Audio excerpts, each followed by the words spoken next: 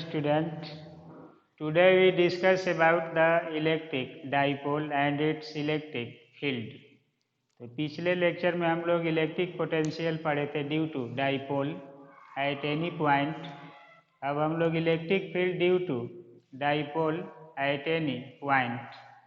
तो ये कंटेंट लेंगे हम लोग इलेक्ट्रिक फील्ड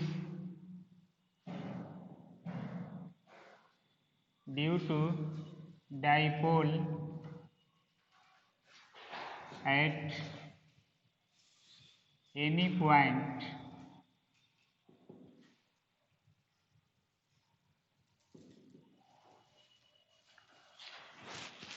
देखिए आप लोग, डाइपोल है, कोई भी डाइपोल, तो इसमें एक प्लस चार्ज होगा Q और एक होगा माइनस चार्ज. एक डिस्टेंस L लिया जाता है, ये ओरिजिन से डिस्टेंस L. तो इस पर कोई भी पॉइंट हम लोग किसी भी साइड लेंगे तो उसको कहते हैं एक्सियल पॉइंट. किसी भी साइड ले सकते हैं, तो इसको हम लोग एक्सियल पॉइंट कहते हैं. और इसके परपेंडिकुलर किसी भी पॉइंट पर जाते हैं तो इसको हम लोग कहते हैं नॉन एक्सियल पॉइंट, या इसको इक्वेटोरियल प्लेन कहते हैं. इधर r डिस्टेंस होता है ये सेंटर से, इधर भी सेंटर से r डिस्टेंस लेते हैं. और एक होगा एट एनी पॉइंट. इसका मतलब है कि कोई एक पॉइंट ले लिया जाए P जिसका कोऑर्डिनेट r थीटा हो, थीटा एंगल और r डिस्टेंस पर हो, तो इसको हम लोग कहते हैं एट एनी पॉइंट. ये थीटा 0 होगा तो एक्सियल पॉइंट पर आ जाएंगे डाइपोल के. थीटा 90 होगा तो नॉन एक्सियल, थीटा 60 है, 120 है, 270 कुछ भी लिया जाए तो ये r डिस्टेंस होगा. और थीटा एंगल पर कहीं भी around the dipole electric field हम लोग फाइंड करते हैं. तो इसमें देखिए एक्सियल पॉइंट पर हम लोगों का भी आता है 1/4 पाई एप्सिलॉन और P अपान r स्क्वायर. और E की वैल्यू पढ़ते हैं हम लोग 1/4 पाई एप्सिलॉन 2P अपान r क्यूब एक्सियल पर. और नॉन एक्सियल पॉइंट पर ये मिलता है V इक्वल टू 0 और E इक्वल टू मिलता है 1/4 पाई एप्सिलॉन P अपान r क्यूब. तो ये नॉन एक्सियल पॉइंट पर एट एनी पॉइंट पर पिछले लेक्चर में हम लोग पढ़े थे V की वैल्यू आया था 1/4 pi epsilon naught P cos theta upon r square. अब E की वैल्यू क्या होगी ये हम लोग इस हेडिंग में कैलकुलेट करेंगे. तो डाइपोल का एक्सियल पॉइंट पर इलेक्ट्रिक फील्ड पोटेंशियल का नेचर क्या होगा, नॉन एक्सियल पॉइंट पर क्या होगा, एट एनी पॉइंट क्या होगा. तो V को हम लोग कैलकुलेट किया. अब किसको कैलकुलेट करना चाहते हैं, electric field at any point कितना होगा. ऑब्जेक्टिव पेपर है तो एक्सियल पॉइंट पर क्या होगा, नॉन एक्सियल पर क्या होगा EV, और एनी पॉइंट पर क्या होगा, ये सब पूछे जाते हैं. तो इसको हम लोग सॉल्व करेंगे. तो देखिए, जैसे मान लीजिए कि डाइपोल है कोई भी, ये तो आप पढ़ते आए हैं एक्सियल नॉन एक्सियल. एक हम लोग ये कैलकुलेशन फिगर अगर ले लें, मान लीजिए कि एक प्लस चार्ज है और एक कैलकुलेशन पॉइंट ले लिया जाए थीटा एंगल r डिस्टेंस पर P r theta plus Q और माइनस क्यू डाइपोल है, जिसका डाइपोल मोमेंट होता है 2q, L equal to P। तो डाइपोल मोमेंट होगा। अब हम लोग इसको कैलकुलेट करेंगे और ये वैल्यू पहले फाइंड करेंगे और दिखाएंगे कि इसी फार्मूला की सहायता से हम लोग कहीं भी इलेक्ट्रिक फील्ड कैलकुलेट कर सकते हैं। तो देखिए, हम लोग मान लेंगे कि let a point P at angle theta and distance r from the origin O को मान लीजिए, origin O, where we want to find electric field due to dipole। तो देखिए, इसमें हम लोग फाइंड करते हैं from relation between E and V, we have E की वैल्यू मिला था E equal to minus grad V, तो इक्वेशन फर्स्ट, वेयर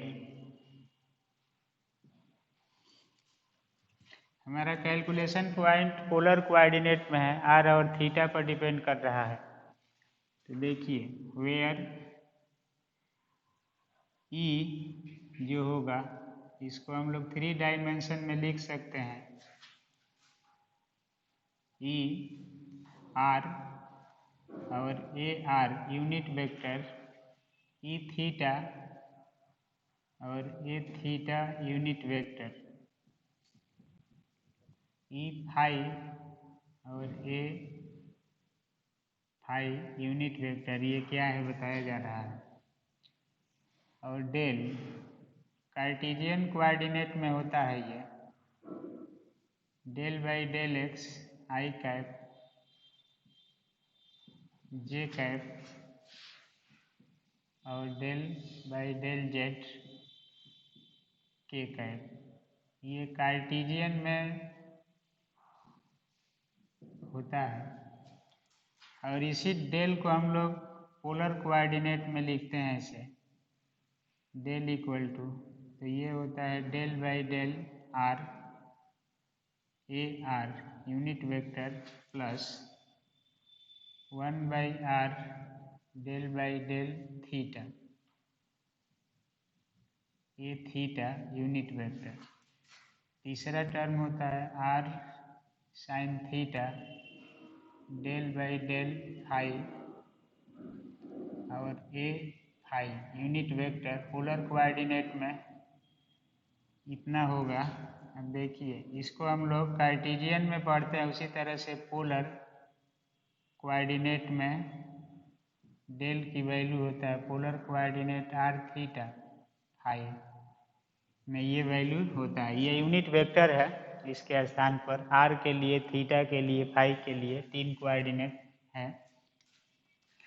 तो हम लोग का कैलकुलेशन पॉइंट पोलर कोऑर्डिनेट में आर थीटा, तो इसी रूप में इसको लेंगे, सॉल्व करेंगे। तो देखिए, इसको हम लोग लिख सकते हैं 10 डेल फाई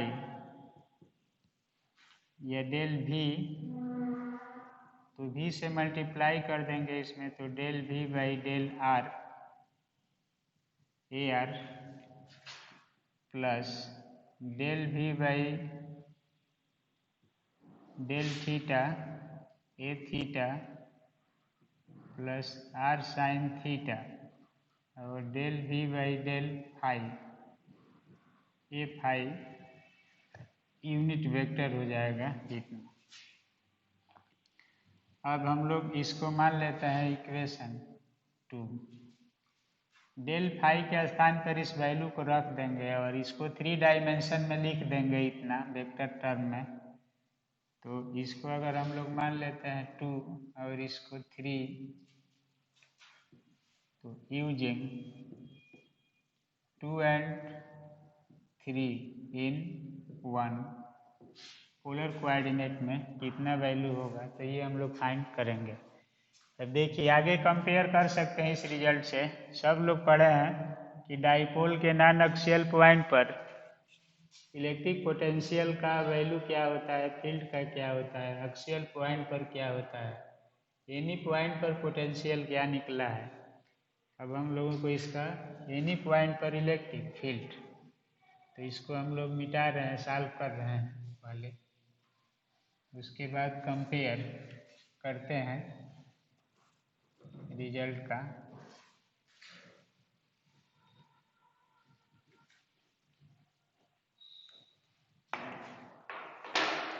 तो देखिए अब जब हम लोग इसको यूज करेंगे तो हमारा जो रिजल्ट होगा A R cap electric field plus A theta cap plus A phi cap equal to minus, ये वैल्यू है del we by del R A R cap plus 1 by are del theta A theta cap और plus 1 by R sine theta और del we by del phi A phi cap इतना होगा। अब देखिए यहाँ पर इक्वेशन सही है, ये 3 डायमेंशन में comparing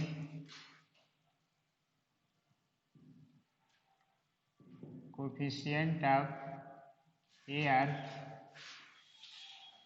A theta a phi on both sides then जब हम लोग इसको कंपेयर करेंगे पोलर कोऑर्डिनेट में, तो ई आर इक्वल टू होगा minus del we by del r, E theta equal to minus 1 by are del theta, E phi equal to r sine theta del we by del phi. इसको हम लोग मान लें इतना term मिलेगा। अब देखिए यहाँ पर हम लोग to find E are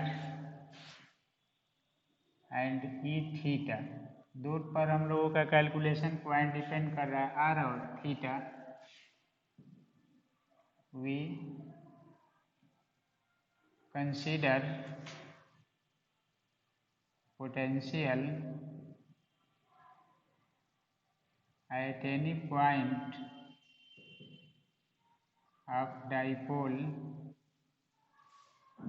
is, potential की वैल्यू था 1/4 pi epsilon P cos theta upon are square. तो देखिए यहाँ से हम लोगों का कैलकुलेशन पॉइंट आर और थीटा पर डिपेंड करता है। इलेक्ट्रिक फील्ड वेक्टर क्वांटिटी है, तो इसको हम लोग सॉल्व करते हैं। तो देखिए हम लोग बी को ई आर की वैल्यू है minus del we by del R, तो minus del by del R B के स्थान पर 1/4 pi epsilon P cos theta upon are square को डिफ्रेंशिएट कर देंगे, तो कांस्टेंट को बाहर कर लेंगे, डेल बाई डेल ये हो गया 4 पाई एप्सिलॉन और इसका वैल्यू है डेल बाई डेल आर, और आर इसको हम लोग आर वेरिएबल है यहाँ पर, बाकी टर्म कांस्टेंट ले लेंगे। तो ये हो जाएगा आर का डिफरेंशिएशन हो जाएगा minus minus plus 2p cos theta upon 4 pi epsilon, और इसका मान कितना हो जाएगा, r -1 होता है तो ये हो जाएगा r का पावर -3, या सीधे इसको लिख दें r³ तो इतना आ जाएगा। ER कंपोनेंट मिलेगा, इलेक्ट्रिक फील्ड का एक कंपोनेंट इतना आ जाएगा। अब देखिए ये ER है, सिमिलरली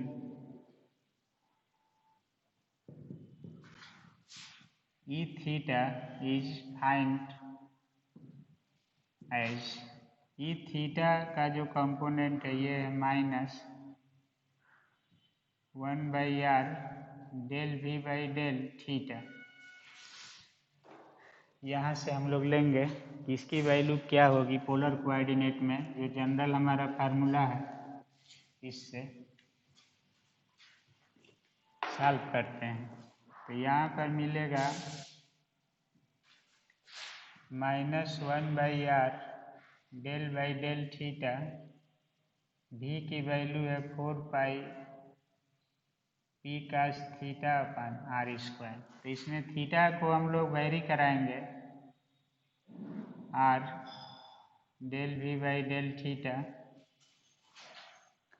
तो इसको हम लोग ऐसे लिख लें, ये r² r³ बाहर कर लें, या इस तरह से 1/4 पाई एप्साइलन r³ और p बाहर हो जाएगा, बचेगा del by del theta cos theta.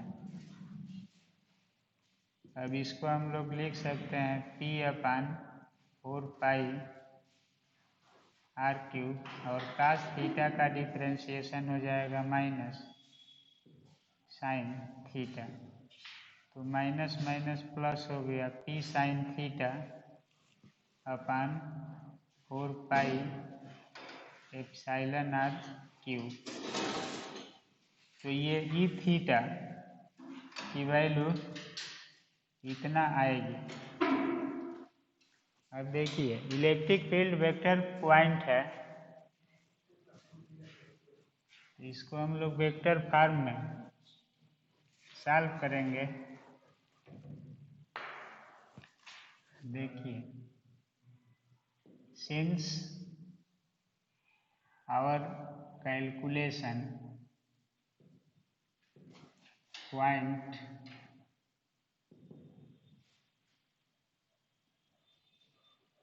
contains only two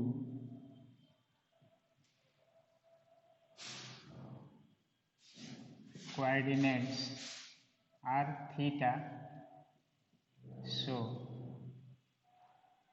its resultant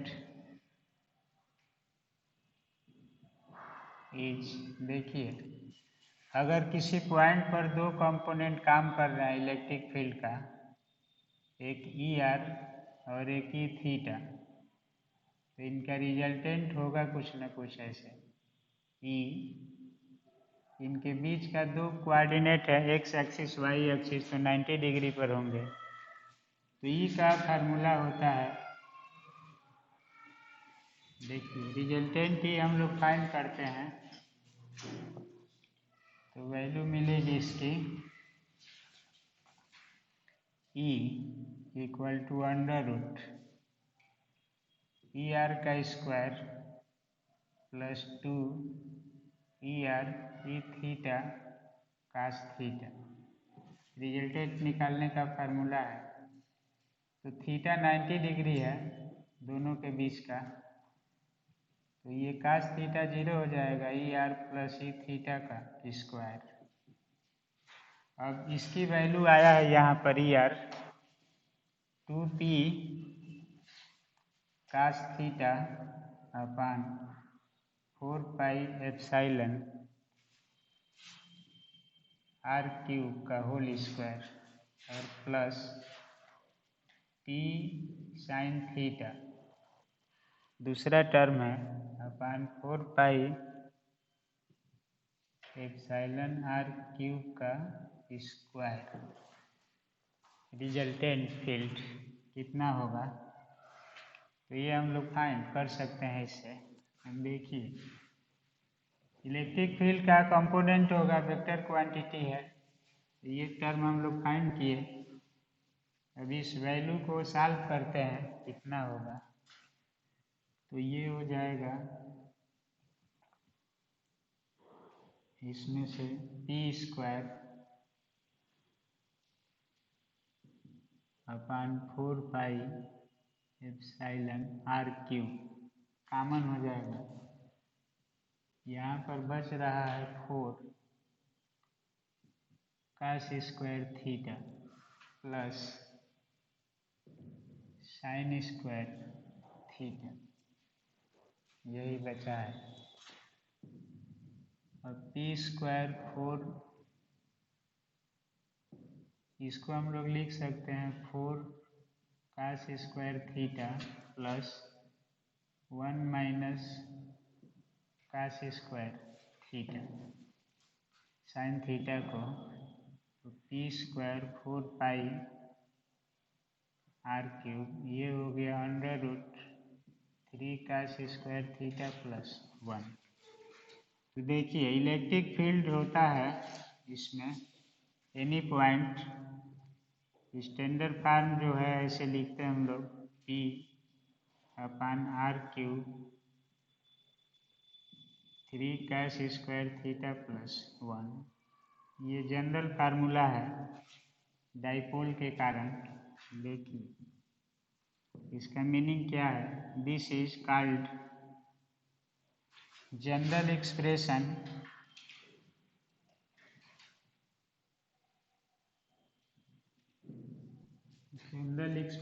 of electric field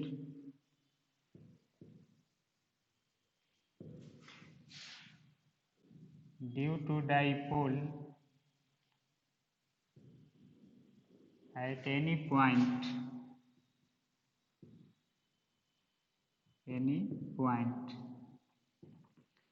तो किसी भी पॉइंट पर डाइपोल के कारण इलेक्ट्रिक फील्ड हम लोग फाइंड कर सकते हैं इस फार्मूला से। तो दो कंपोनेंट का रिजल्टेंट निकाला गया, कितना होगा। अब इस रिजल्टेंट से मीनिंग देखिए, जैसे हम लोग लेंगे कि एट थीटा इक्वल टू 0, जब थीटा 0 हो जाएगा, देखिए इसमें हमारा थीटा यही था आर, और ये आर था, ये एक्सियल पॉइंट था, ये नॉन एक्सियल। तो जब थीटा 0 होगा तो ये पॉइंट एक्सिस पर आ जाएगा, तो एक्सियल पॉइंट पर मिलेगा, और उस समय कास थीटा की वैल्यू हो जाएगी 1। तो ई एक्सियल होगा 1 upon 4 pi epsilon p upon r cube 3 plus 1 cos square theta 1 हो गया, तो ये यहाँ से 4 हो जाएगा, रूट निकल जाएगा, तो 1 upon 4 pi epsilon 2p upon r cube, ये आ जाएगा एक्सियल पॉइंट पर। यही फार्मूला था at theta equal to 90, non axial point होगा, उस समय कास थीटा की वैल्यू हो जाएगी 0। तो ई नॉन एक्सियल की वैल्यू होगा 1 upon 4 pi epsilon r cube 0 plus 1, तो 1 रूट से बाहर निकलेगा तो वैल्यू वही रह जाएगी, तो ये होगा 1 upon 4 pi epsilon r cube. तो एक्सियल नॉन एक्सियल अलग से कैलकुलेट ना करके इसी फार्मूला से हम लोग सॉल्व कर लेते हैं कि एक्सियल पर क्या होगा, नॉन एक्सियल पर क्या होगा। तीसरा है एट थीटा इक्वल टू मान लीजिए 60, एनी पॉइंट, तो cos थीटा की वैल्यू हो जाएगा 1/2। उस समय ये E 60 डिग्री पर डाइपोल के सेंटर से जो वैल्यू होगा 1/4 पाई r³ 3 cos स्क्वायर थीटा का मतलब है 1/2 का पावर 4 स्क्वायर और प्लस 1। तो इसको आप सॉल्व कर सकते हैं। ये हो जाएगा 1/4 पाई एप्सिलॉन 3/4 हो जाएगा ये। तो इसको हम लोग लिख सकते हैं P/r³ √7/4। तो किसी भी पॉइंट पर इलेक्ट्रिक फील्ड का कैलकुलेशन कर सकते हैं इस फार्मूला से।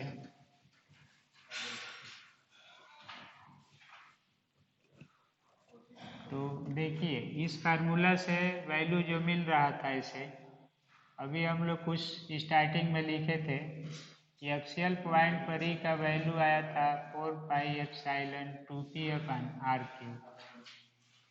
यही होता है, सब लोग पढ़े हैं तो ये वैल्यू मिल जाएगा।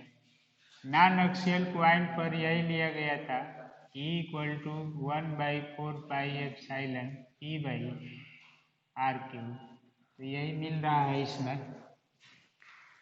और एट एनी पॉइंट लिखा गया था इसे P r θ डिस्टेंस पर। तो इसका वैल्यू होगा, अब जो इस फार्मूला का रूपरेखा है r³ यही 3 cos स्क्वायर थीटा प्लस 1 आया है, जिसमें हम लोग क्वेश्चन मार्क लिए थे, उसका फार्मूला मिल गया।